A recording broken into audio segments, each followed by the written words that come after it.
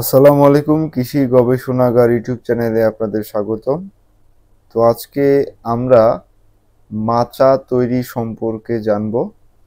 মাচা হচ্ছে পটল চাষ, ঝিঙে চাষ, করলা চাষ, এই সকল চাষ করতে গেলে আপনাকে মাচা পদ্ধতিতে চাষ করতে হবে। মাচা পদ্ধতিতে চাষ করার বেশ কিছু সুবিধা রয়েছে। তো আজকে আমরা মাচা কিভাবে তৈরি করব স্বল্প খরচে সে বিষয় সম্পর্কে জানবো। মাচা তৈরি করতে আমাদের উপকরণ হিসেবে ব্যবহার করতে হবে বাঁশ, জিআই তার, লাইলনের রশি বা সুতা এবং কিছু শক্তপোক্ত বাঁশ নির্বাচন করতে হবে। সর্বপ্রথমে সেই বাঁশগুলো হতে হবে শুকনা বাঁশ। সেই জন্য আমরা ব্যবহার করব শুকনা বাঁশের যে আকার বা কাঠামো রয়েছে তা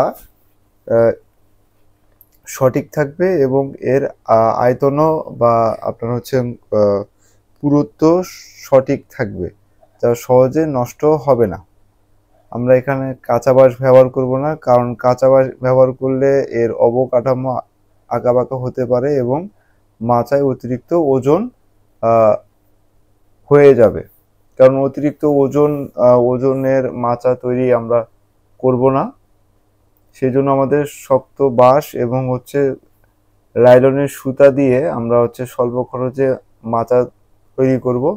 প্রথমত আমাদের এরকম মোটা কিছু বাঁশ নিতে হবে এবং দুই প্রান্তে আড়াআড়ি ভাবে এরকম সাপোর্ট দিতে হবে। যদি একটি মাচায়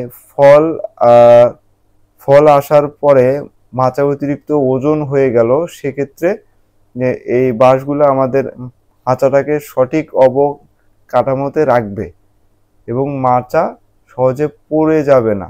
সেই জন্য এরকম মাচার দুই সাইডে আমরা সাপোর্ট ব্যবহার করব। আর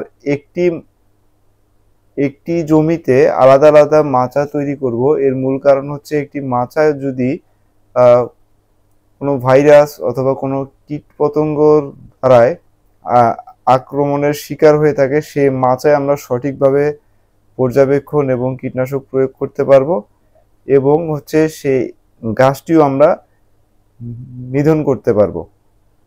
তো আলাদা আলাদা মাচা তৈরি করার বেশ কিছু সুবিধা রয়েছে।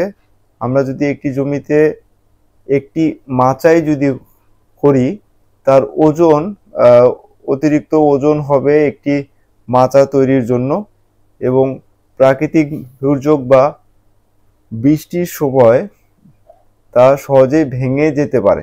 এই জন্য আমরা আলাদা আলাদা মাচা তৈরি করব একটি জমিতে, যাতে প্রাকৃতিক দুর্যোগ হলেও যদি কোনো মাচা ভেঙে যায় তো আমরা সেটা পুনরায় মাচাটা তৈরি করতে পারবো এবং আমাদের ফসলটাও রক্ষা পাবে। মাচা তৈরির ক্ষেত্রে পাটের রশি ব্যবহার করা যাবে না, কারণ পাটের রশি বৃষ্টির পানিতে সহজে পচে যাবে এবং পাটের রশি পচনশীল। সে কারণে আপনার পাটের রশি ব্যবহার করে মাচা তৈরি করলেন বর্ষার মৌসুমে পচন ক্রিয়ার মাধ্যমে মাচাটা খসে পড়ে যেতে পারে। সেই জন্য আমরা লাইলনের অথবা জিআই তার ব্যবহার করব এবং অবশ্যই শুকনা বাঁশ ব্যবহার করব। আর এই যে রশির উপরে যে লম্বা লম্বা কাঠি দেখতে পাচ্ছেন, এগুলো হচ্ছে বাঁশের বেত। এখানে আমরা পাটকাঠিও ব্যবহার করতে পারবো। পাটকাঠি অতিরিক্ত ওজন বহন করতে পারে না, সেই জন্য আমরা বাঁশ ব্যবহার করেছি এখানে। বাঁশ অতিরিক্ত ওজন বহন করতে পারে এবং বাঁশ সহজে ভেঙে যায় না, সে কারণে পাটকাঠির বদলে আমরা এখানে বাঁশের কঞ্চি বা বাঁশের বেত তৈরি করে ব্যবহার করতে পারি এবং বেত থেকে চারা সহজে মাচায় উঠতে পারে। সেই জন্য আমরা এরকম লম্বা সরু বাঁশের বেত বা কঞ্চি ব্যবহার করব এবং ফসলগুলা সহজে সংরক্ষণ করা যায়। সেই জন্য একটু 4.5 ফিট থেকে 3.5 ফিট উচ্চতায় আমরা মাচা তৈরি করব। এর মূল কারণ হচ্ছে সহজেই ফসল সংগ্রহ করা যাবে এবং হচ্ছে রোগ প্রতিরোধ ব্যবস্থা হিসেবে কীটনাশকের ব্যবহারও সহজেই করা যাবে। আমাদের বাংলাদেশের কৃষকেরা বর্তমানে অনেক সচেতন ফসল চাষ সম্পর্কে।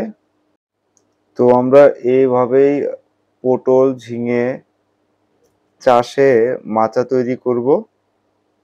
আর অবশ্যই আপনারা আপনাদের মূল্যবান মতামত দিয়ে আমাদেরকে সহযোগিতা করবেন। এর মূল কারণ হচ্ছে আপনাদের একটি মতামত আমাদের অন্য একটি ভিডিও তৈরি করতে উৎসাহিত করবে। আর কৃষি গবেষণাগার ইউটিউব চ্যানেল মূলত কৃষিকাজ, হাঁস মুরগি ও গবাদি পশু লালন পালন সম্পর্কে তথ্যমূলক কিছু ভিডিও আপনাদের জন্য তৈরি করে থাকে। আপনারা আমাদের সাথে থাকবেন, পাশে থাকবেন। আল্লাহ হাফেজ।